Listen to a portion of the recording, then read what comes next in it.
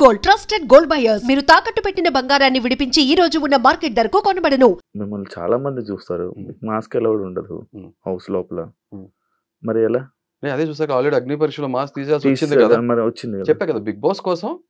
First నేను వెళ్ళేది big boss కోసం, సెకండరీ కామన్ మ్యాన్ రిప్రజెంట్ చేస్తూ వెళ్ళే ట్రూ కామన్ మ్యాన్, నికార్సైన నిజమైన సామాన్యుని. ఎందుకు నేను ఈ వర్డ్ యూస్ చేస్తున్నాను మీరు ఒకరు అడిగితే you fire the question I give an answer very very appropriate. Actually మీరు సామాన్యుని, నేను ఇలానే ఉంటాను, నా మైండ్ సెట్ ఎంత, నా మాటలు ఎంత, నా బిహేవియర్ ఎంత అంటున్నారు. కానీ మీరు మాట్లాడుతున్నప్పుడు కానీ, మిమ్మల్ని మీరు రిప్రజెంట్ చేసుకుంటున్నప్పుడు కానీ, ఈయన ఏదో కావాలని చేస్తున్నాడేమో అని ఒక యాంగిల్లో కొంతమంది ఉన్నారు. ఒక యాంగిల్లో అంటే ఏదో ఇంట్రెస్టింగ్ క్యారెక్టర్లా ఉన్నాడు అంటే మీరు క్రియేట్ చేయాలనుకుంటున్న ఇంట్రెస్టింగ్ క్యారెక్టర్ని జనాలు కనెక్ట్ అయ్యారు కొంతమంది, కొంతమంది మాత్రం ఇరిటేటింగ్ గా ఫీల్ అవుతున్నారు. ఇప్పుడు జనం ఎలా ఆలోచిస్తారని ఒక చిన్న ఉదాహరణ చెప్తా. పెన్ తీసుకుని ఇక్కడ 6 రాసుకుంటా, ఇది నాకు 6, ఇది మీకు 9, ఏది రైట్ రాంగ్ అంటే ఏం చెప్తాం మనం శివ? అది చూడడానికి బాగుంటది, మాట్లాడే కాదు వాస్తవం చెప్తున్నా. ప్రతి మనిషి బ్రెయిన్ తనకు అనుకూలంగా చెప్తుంది, అవునా? ఇప్పుడు ఆ నీళ్ళలో దిగినవాడికి చలి తెలుస్తుంది, ఒడ్డు మీద ఉన్నవాడు చెప్పలేడు. నీళ్ళలో ఉన్నాడు వణుకుతుంటే ఈ డ్రామా చేస్తానని చెప్పేవాళ్ళు కూడా ఉంటారు, లోకల్ కాకులు రకరకాల చాలా వాగుతారు. Sorry to use this language, చాలా మాటలు మాట్లాడుతుంటారు, వాళ్ళు తెలియదు కదా మొత్తం అర్థంగా. అట్లా don't judge a book by its cover. నేనేమన్నా టేబుల్ బుక్ నా 10 పేజీలు ఉన్నాయి అక్కడ తిప్పేసి తెలిసేసుకుంటాకి, భగవద్గీత, ఖురాన్, ఓకే, బైబుల్ లాగా ఏం చదవాలా నాకేం తెలియదు అంటే నేను చెప్తాను ఫ్లోగా. లేకపోతే డిక్షనరీ అనుకోండి, ఆక్స్ఫర్డ్ డిక్షనరీ అనుకోండి, చదువుతానికి తెలుసుకోవడానికి చాలా ఉంటాయి. Got it, simple. సో కాబట్టి ఎలా జడ్జ్ చేస్తాను నన్ను? నేను జడ్జెస్ దగ్గర అదే అన్నా, యూ కెనాట్ జడ్జ్. ఒక జీవితకాలం పడుతుంది ఒక మనిషి గురించి తెలుసుకోవాలంటే. రేపు మీరు మ్యారేజ్ చేసుకున్నాక మీ వైఫ్ గురించి మీకు పూర్తి తెలుసు అనుకుంటే అవివేకం ఎవరికైనా, అవునా? ఇప్పుడు బయట మాట్లాడడానికి బాగానే ఉంటున్నాయి, నేను అదే చెప్తున్నా, ఇది ఒక గేమ్ షో. ఇప్పుడు నిన్ను ఒకటి జడ్జ్ చేయకుండా నీకు ఓటేలాగా వేస్తాడు? నన్ను తెలుసుకుని వచ్చేయమన్నా. ఒపీనియన్ వేరు, జడ్జ్ చేయటం వేరు. ఒపీనియన్స్ మారుతుంటాయి, సిచ్యువేషన్ కండిషన్ తగ్గట్టు, ఒక పరిస్థితులు తగ్గట్టు, ఒక రోజు తగ్గట్టు ఒపీనియన్ మారుతుంది. ఎప్పుడైనా సరే ఏ మనిషి చేయాల్సింది ఏంటంటే ఎదురు మనిషిని జడ్జి చేయొద్దు, ఒపీనియన్ క్రియేట్ చేసుకోండి, ఒక అభిప్రాయం తీర్మానం చేయొద్దు ఈ మనిషి ఇంతే అని. మనం అలా తీర్మానం చేయగలదు, చెప్తాం కదా, ఎవరు మనం జడ్జ్ చేయలేము. అంటే నన్ను నాలాగా చూసినప్పుడు ఆటోమేటిక్ ఓటేస్తారు శివ. అవును, నన్ను నాలాగా నేను ఒక మాట ఇప్పుడు ఈ పాయింట్కి వచ్చినప్పుడు నేను చెప్తా. ఫస్ట్ ఆ టాస్క్ వెళ్దాము డైరెక్ట్ పాయింట్. ఫస్ట్ ప్లేస్ కి నేను ఎందుకు డిజర్వ్ చేస్తాను అన్నప్పుడు ఆ రోజు నేను ఈ పాయింట్స్ పెట్టాలనుకోలేదు, ఎందుకంటే నాకు ఎంపతి సింపతి చూపించిన టాస్క్ నేను ఆ పొజిషన్ వెళ్ళాలనుకోండి. బట్ నీకు చాలా కన్స్ట్రక్టివ్ గా చెప్తా. ఇప్పుడు వచ్చిన వాళ్ళందరూ ఇన్ఫ్లుయెన్సర్స్, చాలా మెజారిటీ ఆఫ్ పీపుల్ ఇన్ఫ్లుయెన్సర్స్ ఉన్నారు. ఆ టాపిక్ కూడా మాట్లాడతా, ఆ టాపిక్ కూడా చెప్తా. వచ్చినప్పుడు వాళ్ళ లైఫ్ ఏదో సాధించి అచీవ్ చేసి వచ్చారు. నేను అసలు జనం ముందుకి అసలు రాట్లా, ఫోటోలు దిగట్లా, ఫంక్షన్స్కి వెళ్ళట్లా. ఒకటే ఫంక్షన్కి వెళ్ళినా కూడా నా ఫేస్ చూపించడం ఇష్టపడట్లా. 99% mostly I'm naught into public, 100% చెప్పాను. అలాంటి నేను ఒక 4 గోడల మధ్యలో ఒక షెల్లో ఉన్న మనిషిని, బందికానాలో ఉన్న మనిషిని గివ్ అప్ అనే స్టేజ్ నుంచి కాదు రైజ్ అప్ ఓకే అనే పొజిషన్కి వచ్చి నేను బయటకు వచ్చి ఒక స్టూడియోలో జనం మధ్యలోకి వచ్చి నేను నిలబడుతున్నాను, ఇన్ని కెమెరాల మధ్యలో ఇంతమంది మనిషి మధ్యలో నిలబడుతున్నానంటే that is the biggest challenge for me. I was very nervous frank గా. Introvert? I'm very balanced person. Intro and extro రెండు కనబడతాయి నాలో personalities. Okay, emotions and motions నాకు దగ్గర చాలా పర్ఫెక్ట్గా ఉన్నాయి, నాకేం లూజ్ మోషన్స్ లేవు, లేకపోతే కాన్స్టిపేషన్ లేదు. అలాగే నా ఎక్స్ప్రెషన్స్, నా బాడీ లాంగ్వేజ్, నా పర్సనాలిటీ చాలా ట్రాన్స్పరెంట్గా ఉంటుంది, అది చెప్పట్లా. సో నేను అక్కడికి వచ్చి నిలబట్టే నాకు బిగ్గెస్ట్ ఛాలెంజ్, అచీవ్మెంట్. అంటే అది మీరు ఎక్స్పీరియన్స్ చేయకపోవచ్చు, ఎందుకంటే మీ లైఫ్ ఒక రకంగా ఉంటుంది కదా, నా లైఫ్ అది. ఓకే, అక్కడికి వచ్చి నుంచి నా బిగ్గెస్ట్ ఛాలెంజ్. నేను చాలా నర్వస్గా ఉన్నా, బయట టెంపరేచర్ లోపల టెంపరేచర్ చాలా తేడాగా ఉంది. నేను వెయిటింగ్ హాల్లో ఉన్నది ఇది. ఈ హుడీ వేసుకుని మాస్క్ క్యారీ చేయడం అంటే మాటల విషయం కాదు. ఈ నార్మల్ మాస్క్ వేసుకున్న తర్వాత ఈ మాస్క్ క్యారీ చేయమన్నారు. ఇట్ వాస్ వెరీ సఫికేట్, ఉడికిపోతున్నా లోపల. నేను వచ్చి లోపలికి వచ్చిన తర్వాత ఐ వాజ్ వెరీ నర్వస్. వాళ్ళు నన్ను క్వశ్చన్స్ అడిగారు and I really respect judges, ఎందుకంటే నాలో నేను నిజంగా ఫేక్ పర్సన్నా లేకపోతే కరెక్ట్ పర్సన్నా, they want to test my personality, నాలో ఉన్న బెస్ట్, అసలు నేను ఏంటి, what is my potentiality pull out చేయడం కోసం ట్రై చేశారు.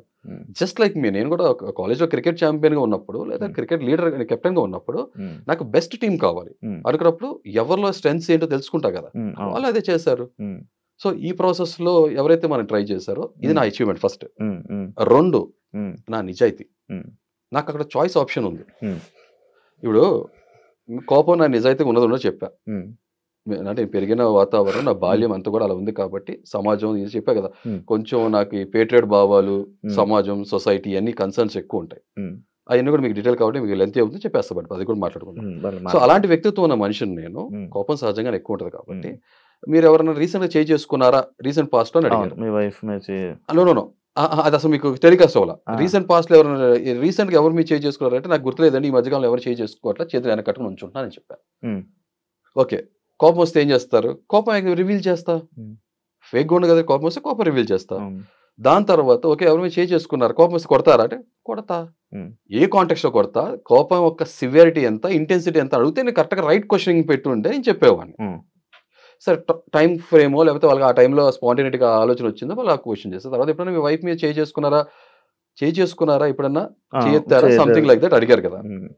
ఇప్పుడు నాకు 2 ఆప్షన్స్ ఉన్నాయి శివ, మీరు ఆలోచించండి. నేను శుద్ధపూసని శ్రీరామచంద్రుడిని నేను చేసుకోవాలా, అబ్బో నేను మన్మధుడిని అని చెప్పి ఏదో పోర్ట్రే చేసి బ్లఫ్ చేసి షోలో ఆపర్చునిటీ తీసుకుని లైఫ్ లో కెరియర్ లో సక్సీడ్ అవనా, లేకపోతే నిజాయితీగా ఉన్నా. ఎందుకంటే నేను ఆ షోకి వెళ్ళేది నేనేమన్నా లాస్ట్ 3 seasons ఎందుకు నచ్చలేదంటే ఈ sympathy cards, victim cards, okay community cards, language, ప్రాంతం ఇలాంటి కార్డ్స్ ఆడి తెలుసు కదా ఏం చేశారు. సో దాన్ని పడుకోబెట్టి నాకు ఇష్టం లేదు. ఈసారి నాకు నాలాగా అదే చెప్తున్నా కదా, సామాన్యుడు కాదు ఈసారి వచ్చేవాడు అసామాన్యుడు, కామన్ మ్యాన్ గానే వెళ్తా.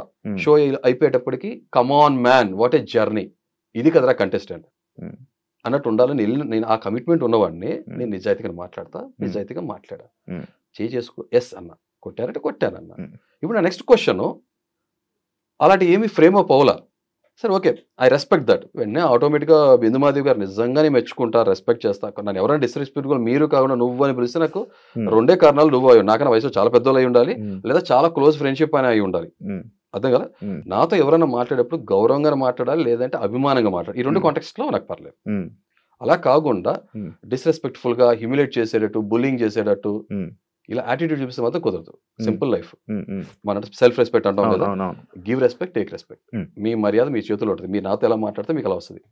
మీకు ఎలా వస్తుంది అంటే కాన్కేవ్ కాన్వెక్స్ లెన్స్ లాగా వస్తుంది, భూతద్దం లాగా వస్తుంది మీకు, అంతే సింపుల్. సో నాతో అలా మాట్లాడారు, ఆబ్వియస్ గా మీరు చూస్తుంటే రెస్పాండ్ అయ్యాను, అయిపోయింది. సో ఇప్పుడు నాకు ఇది 2వ రీజన్. ఇప్పుడు ఇక్కడ బయట జనం నన్ను చాలా బాగా జడ్జ్ చేస్తున్నారు. ఏదో వైఫ్ బీటర్ అన్నట్టు పోర్ట్రే చేస్తున్నారు. వైఫ్ బీటర్ ఏదైనా గుళ్ళో గంట, పొద్దున సాయంత్రం టక్ టంగ్ టంగ్ టంగ్ కొట్టడానికి, స్కూల్లో గంట పొద్దున కింద పైన కొట్టేసేయడానికి. అవతల మనుషులు కదా, చదువుకున్న వాళ్ళు కదా, ప్రేమించినా కూడా నన్ను పెళ్లి చేసుకున్న అమ్మాయి లేదా మా ఇద్దరు పెళ్లి చేసుకున్నప్పుడు తర్వాత రేపు పొద్దున ఎనీ పాయింట్ ఆఫ్ టైం తను వెళ్ళిపోద్ది కదా. నాతో ఎందుకు ఉండాలి? 20 సంవత్సరాలు మా పరిచయం, ఇప్పుడు 2005 మా ఫస్ట్ పరిచయం. ఎందుకు నాతో ఉండాలి? చిన్న కామన్ సెన్స్ తో అందరికి అర్థమైపోవాలి. తను ఒక పాపం దెబ్బతిన్న మనిషి, శారీరకంగా మానసికంగా బాధపడి ఉంటుంది. కొట్టినవాడు ఆడవాళ్ళు కళ్ళ నీళ్లు పెట్టి ప్రదర్శించి వాళ్ళ ఎమోషన్ చూపిస్తారు. చాలా మంది మగాళ్ళు బాధపడతారు, బయటికి చూపించారు అంతే. నేను నా దృష్టిలో ఎంత దిగజారిపోయి ఉంటాను, నేను ఎన్నిసార్లు నేను తిట్టుకుని ఉంటాను ఏంటిలా అని, మరి అది కనపడదు కదా. అయినా ఇంకో విషయం, మొగుడు పిల్లల మధ్యలో ఎవరు రాకూడదు, గాలే రాకూడదు, 3వ వ్యక్తి లేకపోతే షో ఫార్మాట్ వచ్చింది. బట్ నేను నిజాయితీగా ఉండాలి కాబట్టి నా కన్విక్షన్, నా నిబద్ధత క్లియర్ గా నేను ఎంత ముక్కుసూటి కూడా తెలియజేస్తాను. చాలా మంది బయట జడ్జ్ చేస్తున్నారు. ఇప్పుడు 2 సెట్ ఆఫ్ పీపుల్ ఉన్నారు. ఇప్పుడు నాకు సింపతి విక్టిమ్ కార్డు అని చెప్పాను కదా, అందుకనే నేను గుడి చేయించినప్పుడు కూడా మీరు ఎవరి దగ్గర సింపతి ఏమైనా కోరుకోవాలి, ఆ పాయింట్ ఎత్తి అసలు నేను మాట్లాడాల. ఓకే, అది కానీ ఇప్పుడు వచ్చింది కాబట్టి కాంటాక్ట్ చెప్పేస్తాను చాలా constructive, why I deserve first place అనేది షోస్ కన్ఫైన్ అయ్యి చెప్తా. సో మా మిస్సెస్ నన్ను ఒక మాట అడిగింది, కన్నా ఇంటికి వచ్చిన తర్వాత కన్నీటితో స్వాగతం పలికింది, ఏంటిదని. ఇది గుండు విషయం. దానికి ముందు నేను ఈ విషయం చెప్పా, కన్నా ఇలా వచ్చింది, ఇలా జరిగింది, ఇలా ఇవాళ ఇలా అన్నాను అన్నప్పుడు ఒకటే మాట ఉంది, 4 గోడల మధ్యలో జరిగిన విషయం ప్రపంచానికి తెలియజేయాల్సిన అవసరం ఏంటి? 3 పిల్లలన్నా చాలా ఉంటాయి, 1.25 లక్షలు అందరూ చెప్పుకుంటారు, ఎవరు చెప్పుకోరు కదా, నేను చెప్పేవాను. అందరూ నేను వేరు కదా అన్న, అందుకే నువ్వు నన్ను ఇష్టపడింది. She don't have any answer. ఇంకో మాట ఉంది, నాకు ఒక ప్రొఫెషనల్ లైఫ్ బయట ఉంది కదా, షీఈ్ వర్కింగ్ ఉమెన్, నాకు ఒక ప్రొఫెషనల్ లైఫ్ ఉంది, నాకు పర్సనల్ లైఫ్ ఉంది, మా చుట్టాలు వీళ్ళందరికీ కూడా నేను ఒక ఆన్సరబుల్ పర్సన్ కదా, డోంట్ వరీ కన్నా.